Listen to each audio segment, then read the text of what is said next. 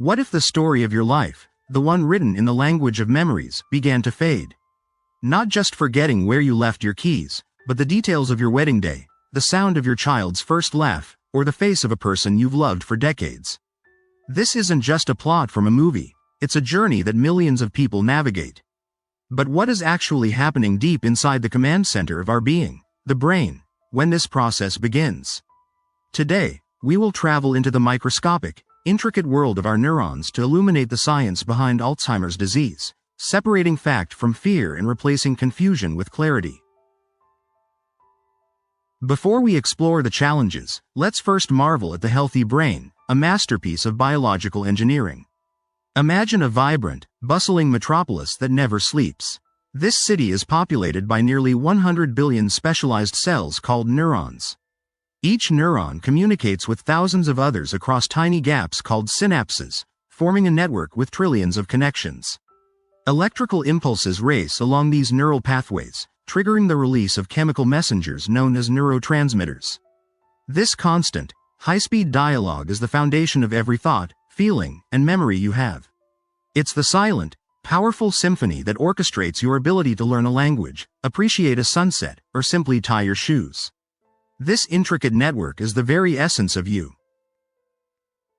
Now, let's introduce the first character in the Alzheimer's story, a protein fragment called beta amyloid.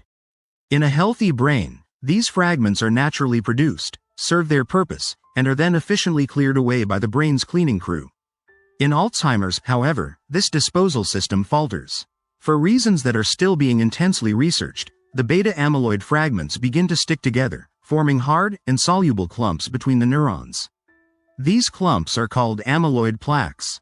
Picture them as microscopic debris piling up on the superhighways of your brain's communication network. They don't just obstruct the traffic of information, they also trigger inflammation and create a toxic environment that damages the surrounding nerve cells, initiating a cascade of disruption. While amyloid plaques build up outside the neurons, another problem is brewing within them. Inside every healthy neuron is a sophisticated internal support and transport system made of structures called microtubules. Think of them as a railway system that delivers vital nutrients and other essential molecules throughout the sprawling cell. A protein named tau acts as the railroad ties, stabilizing these tracks and ensuring they run straight and true.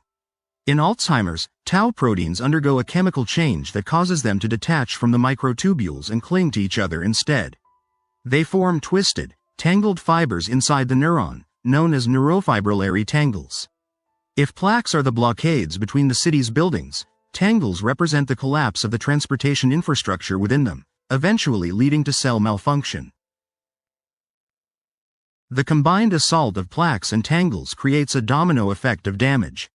As plaques accumulate in the spaces between neurons and tangles choke them from within, the delicate connections, the synapses, begin to break down and are lost. Neurons, starved of nutrients, disconnected from their neighbors, and poisoned by inflammation, begin to malfunction and lose their ability to communicate.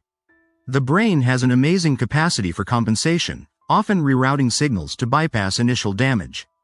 However, as more and more neurons are affected, this compensation is no longer enough. This entire process is insidious. It can begin years or even decades before the first subtle signs of memory loss become apparent, silently and slowly dismantling the brain's complex architecture. The first neighborhood in the brain's city to show significant signs of this damage is typically the hippocampus. This small, seahorse-shaped structure, tucked deep within the temporal lobe, is the brain's memory formation hub. It's crucial for converting short-term experiences into long-term memories. This is why one of the earliest and most recognizable symptoms of Alzheimer's is difficulty remembering recent information. A person might forget a conversation they had just minutes ago or ask the same question repeatedly. It's not a failure of attention, it's a failure of the brain's recording equipment. The experience happened, but the hippocampus, compromised by the early stages of the disease, is unable to properly save the new file to the brain's hard drive. As the disease progresses, the plaques and tangles do not stay contained. They spread in a relatively predictable pattern from the hippocampus to other brain regions. When they invade the cerebral cortex, the wrinkled outer layer responsible for language, reasoning, and processing sensory information, the symptoms become more widespread. A person might struggle to find the right words in a conversation, have trouble with problem solving or planning, or get disoriented in familiar surroundings. As the disease reaches areas controlling mood and behavior, personality changes can occur. One might become uncharacteristically anxious, agitated, or withdrawn. This progression mirrors the slow march of dysfunction across the brain, as more and more critical regions are impacted. So, what flips the switch that starts this whole process? The answer is complex, and it's not the same for everyone. It's believed to be a combination of genetic predisposition and environmental or lifestyle factors. Certain genes, like a variant of the APOE gene called APOE4, are known to increase a person's risk. However, having this gene doesn't mean you will definitely develop Alzheimer's, and many people who do develop it don't have this gene at all. Genetics seems to load the gun, but lifestyle can play a role in pulling the trigger. This is actually a message of empowerment, because while we can't change our genes, we can influence many lifestyle factors that are increasingly linked to brain health. This brings us to the powerful concept of protective factors. Research strongly suggests that what is good for your heart is also exceptionally good for your brain. Think of it as building a more resilient and robust neural city. Regular physical exercise, for example, boosts blood flow to the brain, which helps deliver oxygen and may aid the natural process of clearing away waste products like beta amyloid. A balanced, nutrient-rich diet, such as the Mediterranean diet, full of vegetables, fruits, whole grains, and healthy fats, provides the antioxidants and anti-inflammatory compounds that protect brain cells from stress and damage. Keeping your cardiovascular system healthy by managing blood pressure and cholesterol is also critically important.